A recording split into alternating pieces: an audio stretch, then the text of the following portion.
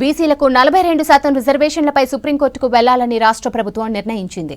BJP బీఆర్ఎస్కు బీసీలపై ప్రేమ లేదన్నారు PCC chief Mahesh Kumar Goud. జనాభా ప్రకారం కోటా కోసం ఐక్యంగా ఉద్యమిస్తామన్నారు బీసీ నేతలు.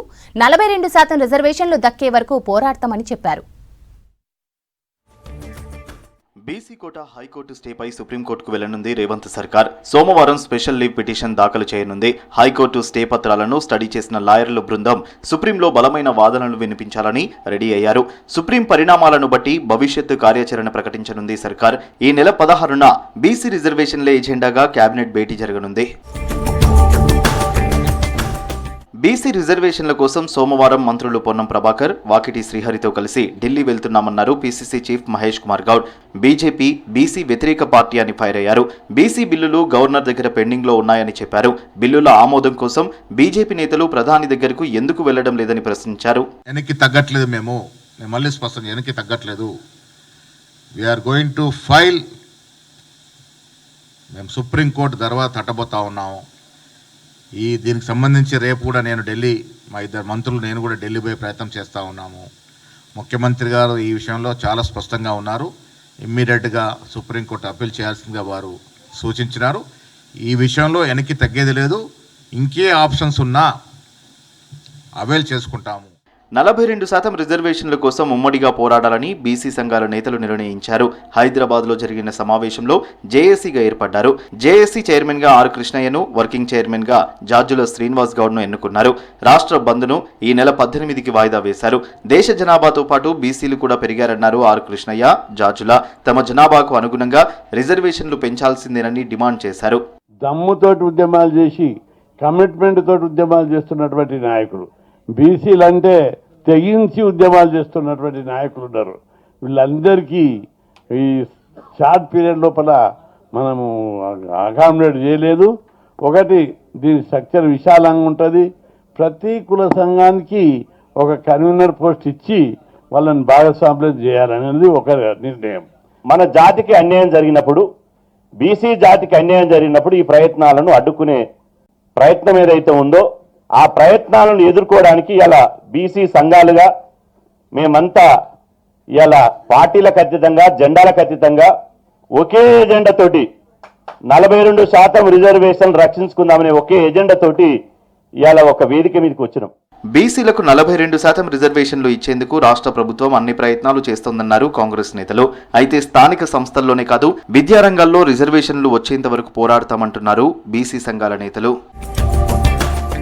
నల్గొండ జిల్లాను గోదావరి నీళ్లతో సస్యశ్యామలం చేయడానికి మాజీ మంత్రి రామరెడ్డి దామోదర్ రెడ్డి కృషి చేశారన్నారు సీఎం రేవంత్ రెడ్డి.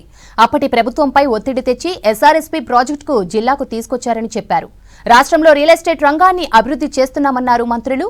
అభివృద్ధితో పాటు సంక్షేమానికి ప్రాధాన్యం ఇస్తున్నామని చెప్పారు. ప్రజాప్రభుత్వాన్ని ప్రజలు దీవించాలని కోరారు మినిస్టర్స్.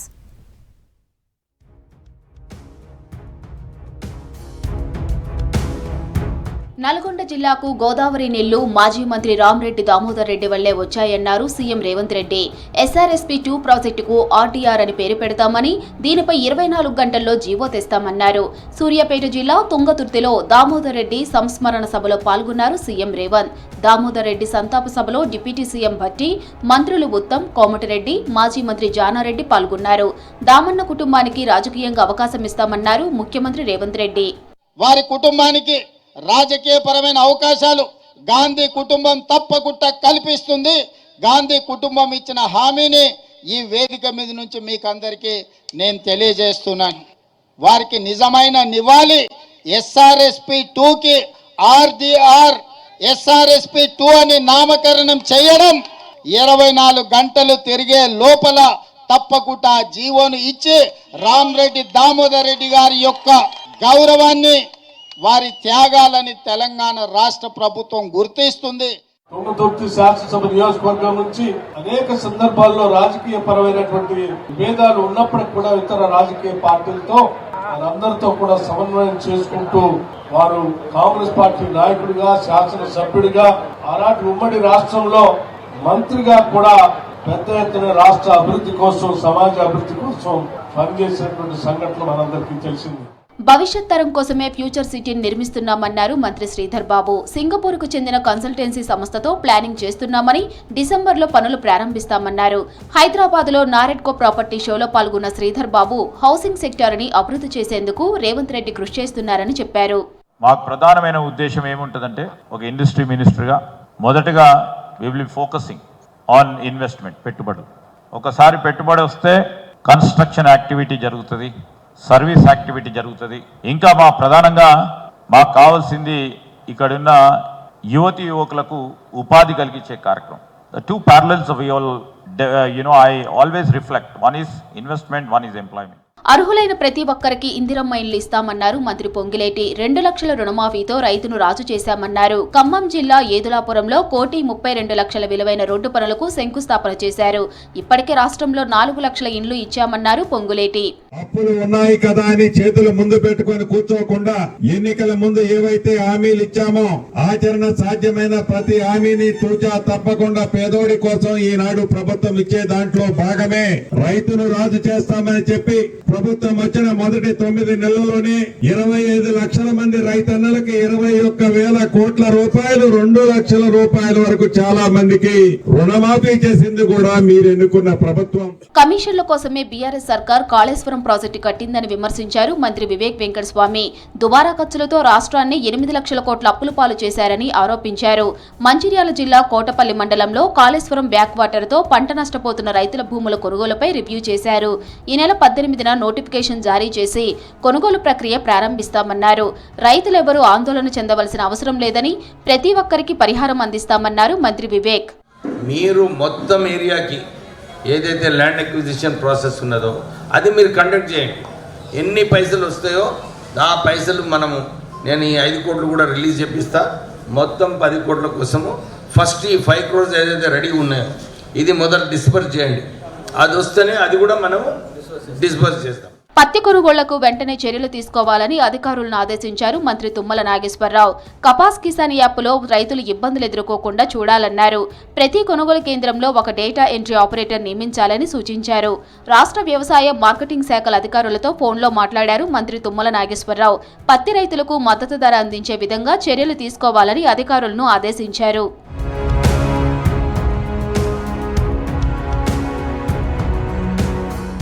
గురుకుల విద్యా సంస్థలో కాంట్రాక్ట్, అవుట్సోర్సింగ్ వంటి పద్ధతుల్లో పనిచేస్తున్న 4,092 ఉద్యోగుల సేవలు పునరుద్ధరిస్తున్నామన్నారు మంత్రి అడ్లూరి లక్ష్మణ్. కొన్ని నెలలుగా కంటిన్యూషన్ ఆర్డర్లు లేకపోవడం, వేతనాల చెల్లింపులో సాంకేతిక సమస్యలతో ఉద్యోగులు ఆర్థికంగా ఇబ్బందులు ఎదుర్కొన్నారని చెప్పారు. సేవలు పునరుద్ధరించడంతో ఉద్యోగుల కుటుంబాలకు ఆర్థిక భద్రత కలుగుతోందన్నారు. గురుకుల విద్యా వ్యవస్థ అభివృద్ధికి ప్రభుత్వం చిత్తశుద్ధితో పనిచేస్తోందన్నారు అడ్లూరి.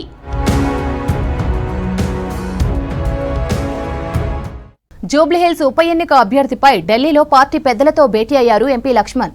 పార్లమెంటరీ బోర్డు మీటింగ్ తర్వాత అభ్యర్థిని ప్రకటించనున్నట్లు సమాచారం. బీసీ కోటాపై కోర్టులో వాదనలు వినిపించడంలో కాంగ్రెస్ విఫలమైందన్నారు కేంద్ర మంత్రి కిషన్ రెడ్డి. సుప్రీం తీర్పుకు వ్యతిరేకంగా ఎవరేం చేయలేరని చెప్పారు. బీసీ కోటాకు బీజేపీ నుంచి పూర్తి మద్దతు ఉంటుందన్నారు. ఆయుష్ కాలేజ్ ఏర్పాటుపై కాంగ్రెస్ నేతలు తప్పుడు ప్రచారం మానుకోవాలని సూచించారు కేంద్ర మంత్రి బండి సంజయ్.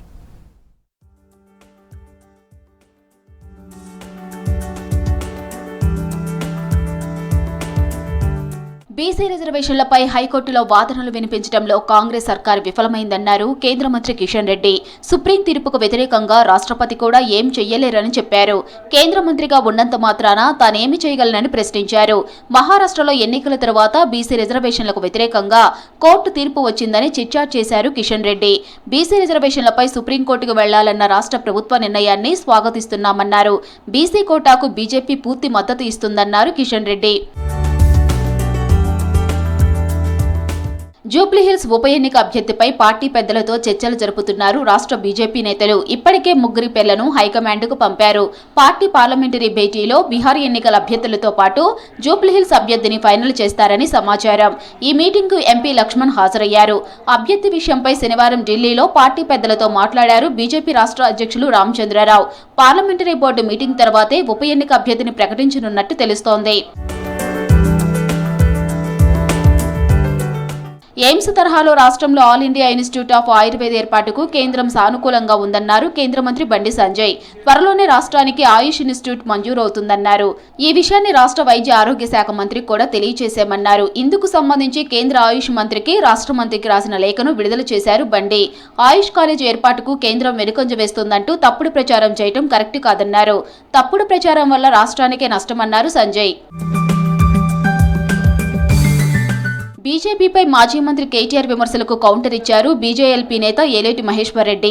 బీజేపీ పూజకు పనికిరాని పువ్వును కేటీఆర్ అంటున్నారని, కానీ ప్రజలకు పనికిరాని పార్టీ బీఆర్ఎస్ అనే విషయం కేటీఆర్ తెలుసుకోవాలని కౌంటర్ సెటర్ వేశారు. ప్రజలు వద్దనుకున్న పార్టీ బీఆర్ఎస్ అన్నారు. స్కామ్స్ లో ఉన్న పార్టీ బీఆర్ఎస్ అన్నారు. కనీసం ఒక్క పార్లమెంటు స్థానం కూడా గెలవని పార్టీ బీఆర్ఎస్ అన్నారు. అలాంటి బీఆర్ఎస్ నేతలు బీజేపీపై విమర్శలు చేయడం హాస్యాస్పదంగా ఉందన్నారు ఏలేటి. భారతీయ జనతా పార్టీ రేపు ఖచ్చితంగా తెలంగాణ రాష్ట్రంలో కాషాయ జెండా ఎగిరేస్తాం. తెలంగాణ రాష్ట్రంలో భారతీయ జనతా పార్టీ అధికారంలోకి రాబోతున్నదన్న సంగతి, ఆ సంకేతాలు ప్రజల నుంచి వస్తున్న సందర్భంగా ఈరోజు కేటీఆర్ గారు మాట్లాడడం నిజంగా హాస్యాస్పదం. కరీంనగర్లో రాష్ట్రీయ స్వయం సేవక్ సంఘ్ శత జయంతి ఉత్సవాలు ఘనంగా జరిగాయి. ఉత్సవాల్లో భాగంగా ఆర్ఎస్ఎస్ నిర్వహించిన భారీ కవాతు ప్రదర్శనకు కేంద్ర మంత్రి బండి సంజయ్ హాజరయ్యారు. కొడుకు బండి సాయి సుముఖ్తో కలిసి ఆర్ఎస్ఎస్ ట్రస్టులో కవాతులో పాల్గొన్నారు సంజయ్. కవాతు ముగిసిన తర్వాత సమారోప్ కార్యక్రమాల్లోనూ పాల్గొన్నారు కేంద్ర మంత్రి.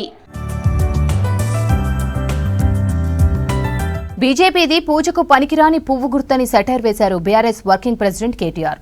ఆ పార్టీ రాష్ట్రానికి చేసిందేమీ లేదని చెప్పారు. హైదరాబాద్ తెలంగాణ భవన్లో షేక్పేట డివిజన్కు చెందిన బీజేపీ నేతలు బీఆర్ఎస్లో చేరారు. వారికి కండువా కప్పి పార్టీలోకి ఆహ్వానించారు కేటీఆర్. జూబ్లీహిల్స్ ఉప ఎన్నికలో బీఆర్ఎస్ను గెలిపించాలని కోరారు. పువ్వు పార్టీకి ఇస్తే మీకు తెలుసు, అది పూజకు పనికిరాని పువ్వు, అది అర్థమైందా? ఆ పువ్వు పార్టీ పూజకు పనికిరాని పువ్వు, అది మన రాష్ట్రానికి పనికిరాని పార్టీ. అది ఎంత మాత్రం పనికిరాని పార్టీ, మనకు రూపాయి పని చేయలేవాడు, రేపు చెయ్యడు కూడా. అందుకే మళ్ళొక్కసారి హైదరాబాద్ ఉరకాలంటే, తెలంగాణ ముంగట పడాలంటే మళ్ళా కేసీఆర్ గారు ముఖ్యమంత్రి కావాలి. దానికి జూబ్లీహిల్స్ నుంచే జైత్రయాత్ర మొదలు కావాలి. మీరు ఒక దీపంతో ఇంకో దీపం వెలిగించినట్టు ఒక్కొక్క ఆడబిడ్డ ఇంకొక ఆడబిడ్డని చెప్పాలి. మళ్ళా ప్రధాని మోదీ ఏపీ పర్యటన ఖరారైంది. ఈ నెల 16న ఉమ్మడి కర్నూలు జిల్లాలో పర్యటించనున్నారు మోదీ. ప్రధాని టూర్ ఏర్పాట్లకు సంబంధించి అధికారులతో వీడియో కాన్ఫరెన్స్ నిర్వహించారు ఏపీ సీఎం చంద్రబాబు నాయుడు. ఉచిత పథకాలు, యువత ఆకాంక్షలపై డిప్యూటీ సీఎం పవన్ కళ్యాణ్ ఎక్స్లో ఆసక్తికర పోస్ట్ చేశారు. పెట్టుబడుల ద్వారా రాష్ట్రంలో పెద్ద ఎత్తున ఉపాధి అవకాశాలు వస్తాయన్నారు మంత్రి నారా లోకేష్.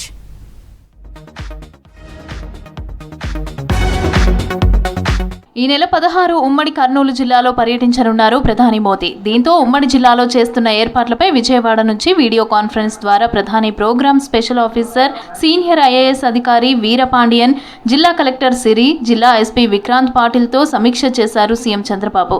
ప్రధాని టూర్ ఏర్పాట్లకి సంబంధించి అధికారులకు పలు సూచనలు చేశారు. జిల్లా అధికారులు సమన్వయంతో ప్రధాని పర్యటన ఏర్పాట్లు చేయాలని ఆదేశించారు చంద్రబాబు.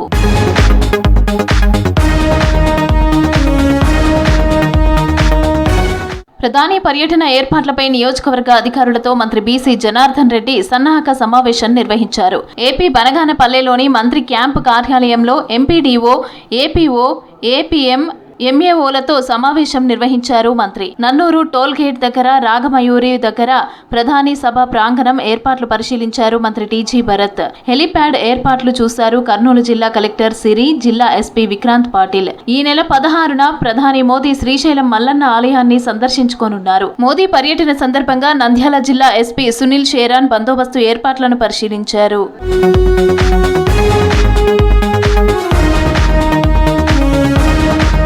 పెట్టుబడుల ద్వారా రాష్ట్రంలో పెద్ద ఎత్తున ఉపాధి అవకాశాలు వస్తాయన్నారు మంత్రి నారా లోకేష్. విశాఖలో మొదటి ఏఐ ఎడ్జ్ డేటా సెంటర్ తో పాటు ఓపెన్ కేబుల్ ల్యాండింగ్ స్టేషన్ కు శంకుస్థాపన చేశారు మంత్రి. సూపర్ 6 హామీల్లో భాగంగా 20 లక్షల మందికి ఉపాధి కల్పించడమే తమ లక్ష్యమని అన్నారు. ఐటీ మంత్రిగా విశాఖలో 5 లక్షల ఉద్యోగాలు కల్పించాలని టార్గెట్ పెట్టుకున్నట్లు తెలిపారు నారా లోకేష్.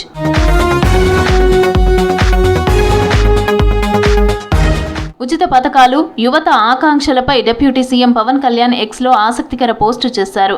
2018 అక్టోబర్ 12న ఉత్తరాంధ్ర పర్యటన సందర్భంగా పవన్ కొంతమంది యువకులతో సమావేశమయ్యారు. ఇప్పుడు పవన్ కళ్యాణ్తో దిగిన ఫోటోను మంత్రి నాదెండ్ల మనోహర్ ఎక్స్ ఖాతాలో షేర్ చేశారు. మనోహర్ పోస్టును ట్యాగ్ చేస్తూ పవన్ కీలక వ్యాఖ్యలు చేశారు. ఏపీ యువత సంక్షేమ పథకాలు, ఉచితాలు అడగటం లేదని, 25 సంవత్సరాల భవిష్యత్తు అడుగుతున్నారని ఎక్స్లో రీపోస్టు చేశారు పవన్.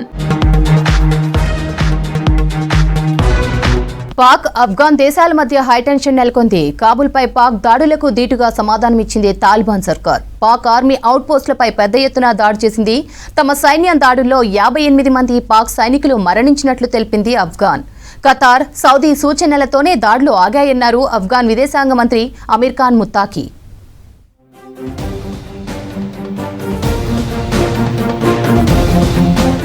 ఆఫ్ఘనిస్తాన్, పాకిస్తాన్ దేశాల మధ్య తీవ్ర ఉద్రిక్తత నెలకొంది.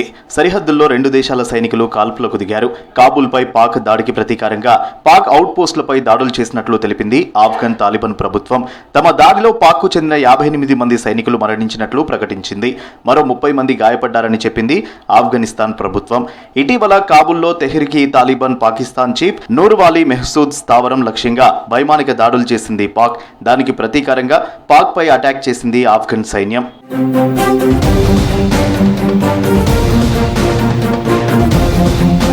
పాక్ పదే పదే సరిహద్దుల ఉల్లంఘనలకు పాల్పడడంతోనే దాడులకు దిగినట్లు తెలిపింది ఆఫ్ఘనిస్తాన్.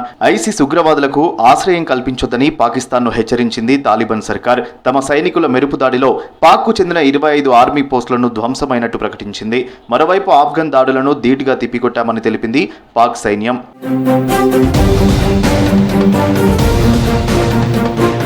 పాకిస్తాన్తో తాము శాంతినే కోరుకుంటున్నామన్నారు ఆఫ్ఘన్ విదేశాంగ మంత్రి అమీర్ ఖాన్ ముత్తాకి. తమ సరిహద్దులను, జాతీయ ప్రయోజనాలను కాపాడుకోవడానికి ఏమైనా చేస్తామని పాక్ను హెచ్చరించారు.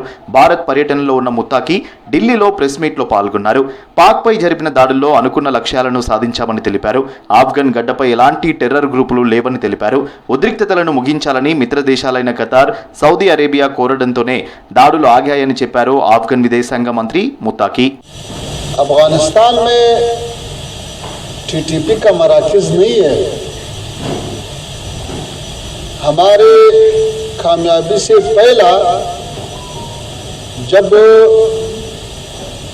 पाकिस्तानी हुकूमत कबायली इलाकों में ऑपरेशन किया तो कुछ कबाइल उस वक्त अपने इलाकों से अफगानिस्तान गया था. ఆఫ్ఘన్ ప్రభుత్వానికి మహిళలపై ఎలాంటి వివక్ష లేదన్నారు ఆఫ్ఘన్ విదేశాంగ మంత్రి అమీర్ ఖాన్ ముత్తాకి. శుక్రవారం నాటి ప్రెస్ మీట్కు ఉద్దేశపూర్వకంగా మహిళా జర్నలిస్టులపై నిషేధం విధించలేదని చెప్పారు. టెక్నికల్ ఇష్యూతో కొంతమందికి ఆహ్వానం అందలేదన్నారు. పాస్ల సంఖ్య పరిమితంగా ఉండడంతో సమస్య ఏర్పడిందని తెలిపారు ముత్తాకి.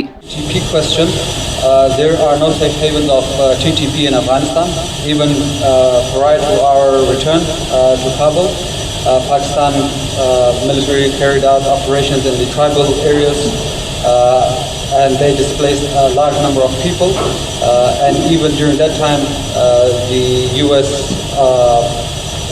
military and the US supported former government gave refuge to these. భారత్తో వాణిజ్యం, ఎకానమీ సహా పలు అంశాలపై భారత్ చర్చించినట్లు చెప్పారు ఆఫ్ఘన్ మంత్రి ముత్తాకి. కాబూల్లో భారత రాయబార కార్యాలయం ఏర్పాటును స్వాగతిస్తున్నట్లు చెప్పారు. అలాగే కాబూల్, ఢిల్లీ మధ్య డైరెక్ట్ విమానాల సంఖ్య పెంచడానికి భారత్ అంగీకరించిందని తెలిపారు. అగ్రికల్చర్, మినరల్స్, స్పోర్ట్స్ సహా పలు రంగాల్లో పెట్టుబడులు పెట్టమని భారత్ను కోరినట్లు చెప్పారు. అలాగే చాబహార్ ఓడరేవు గురించి చర్చించినట్లు తెలిపారు ఆఫ్ఘన్ ఫారిన్ మినిస్టర్ ముత్తాకి.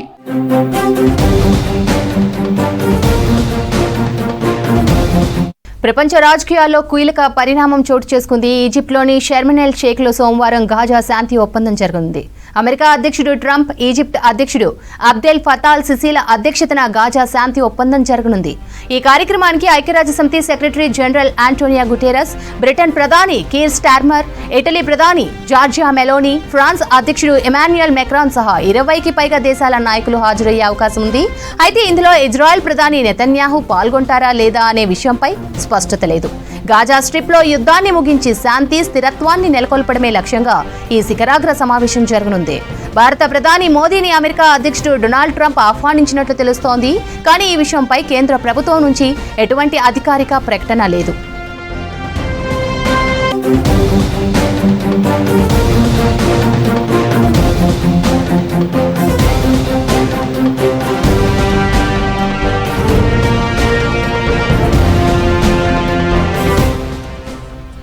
సుదీర్ఘ కాలంగా కొనసాగుతున్న ఇజ్రాయెల్, హమాస్ మధ్య యుద్ధాన్ని ముగించేందుకు అమెరికా అధ్యక్షుడు డొనాల్డ్ ట్రంప్ 21 సూత్రాల శాంతి ఫార్ములాను సూచించారు.